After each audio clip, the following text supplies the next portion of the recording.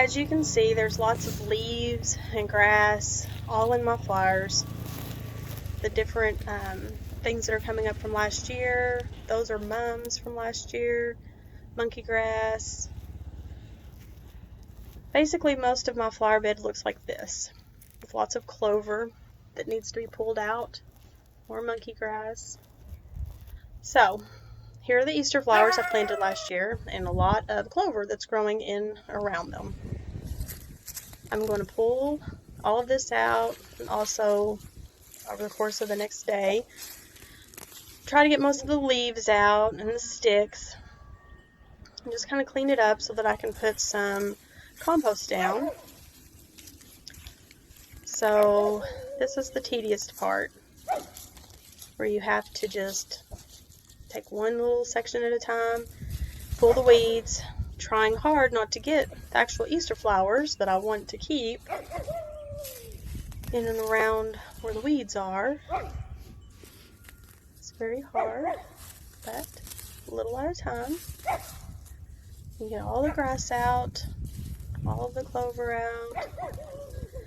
The clover comes up really easy, comes up by the roots, so as I'm pulling, I'm actually getting all the roots, so I don't have to worry about that, coming back or growing back for the most part, at least not this year. There'll be more next spring whenever I start all over. But whenever I come to bigger clumps of grass, like actual grass, crabgrass, dandelions are very hard to pull out by the roots. They usually just break off at the stalk, and that's harder to get. So, see, like that was a little harder to get. And some of the leaves, pieces of grass. You see that the grass, more of the dirt comes up with it because the roots are a little more tight and hanging onto the ground better.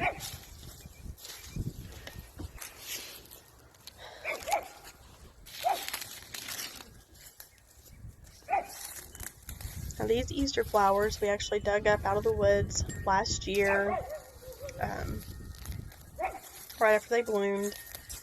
And my son actually planted these in a row right here, and he didn't plant them super deep, I don't think, because there you can see the bulb kind of sticking out in amongst the grass.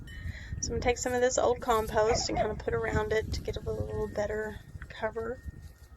The weeds probably, we didn't have a really cold winter, so we basically had weeds growing all winter long.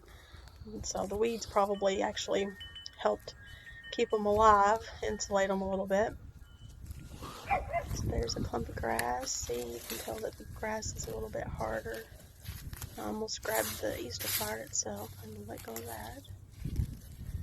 that. So the goal is, not sure if, it'll take years for it to be exactly what I want, but I want the whole area around my house. We actually have about 10 acres total. I would like for it all to be kind of like a walking trail with different flower beds that you can look at and enjoy for whoever wants to come and walk through and enjoy it. Big rock needs to go back towards the pond. Migrated down here with a rainstorm probably.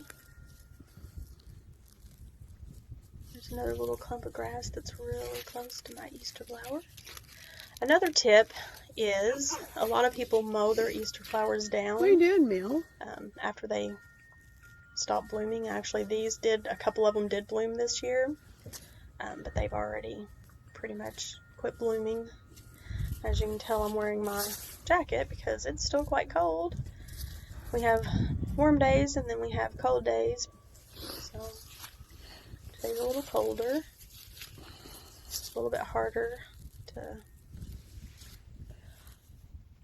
get things done. As you can see, it's starting to come together. Eventually these Easter flowers will all fill in, but the main thing is don't mow them down. So the longer that if you just let them stay growing, leave the green part even after the flowers fade, then they're getting nutrients from the sun that whole time. Here's another little section with lots of clover. We're going to clean this out up closer to the tree. There's my pitchfork that I use to kind of work in my compost once I get it down and laid in. I have a lot of clay, so sometimes I mix in some sand with my dirt. We don't have super good dirt, actually. Any good dirt that you see here is just where over the years I've added compost and mixed it in with my pitchfork. More clover to pull. As you can see, it comes up pretty easy. It's just sticking with it and doing one section at a time. There's some crabgrass. I'll try to get that up. It'll probably break at the stalk, but yep. You can dig it down a little bit and try to get the whole root out. See, it broke at the stalk right there. You can see it's still sticking up. I'm going to work at it until I get the whole root system out, or as much of it as I can, so it won't grow back nearly as fast, or hopefully not at all. There it comes. There we go. Toss that behind me. What I'm doing is I'm tossing all this out at the edge of my flower bed, and after it sits there a little while, I'll bring around my wagon and gather it up and try to chop it up a little bit and add it to my compost.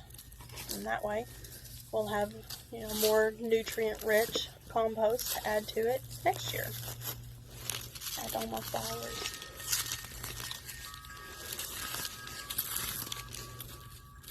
Okay. Now this is after I was finished with all of my chores today. You can excuse the water hose and the bags of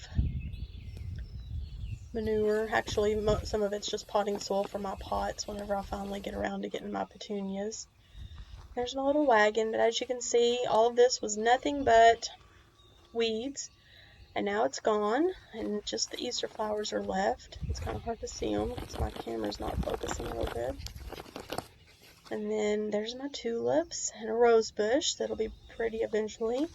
Some creeping phlox that are already coming up, monkey grass, some little lilies that are coming through. As you can see, the monkey grass is starting to sprout new. I'll come back later and trim all that old dead stuff off. There's some more creeping phlox, my pretty tulips. This area here, I really want to just be Easter flowers and tulips all in a row. All that's more lilies that are coming up, and down at the other end, my peonies and irises. So eventually, all of this will be finished for this year, and that tree line over there in the distance, I want that to be a whole nother border that goes all the way down the tree line for to walk and look at. So, well, until tomorrow, whenever we get more projects started, I will talk to you tomorrow.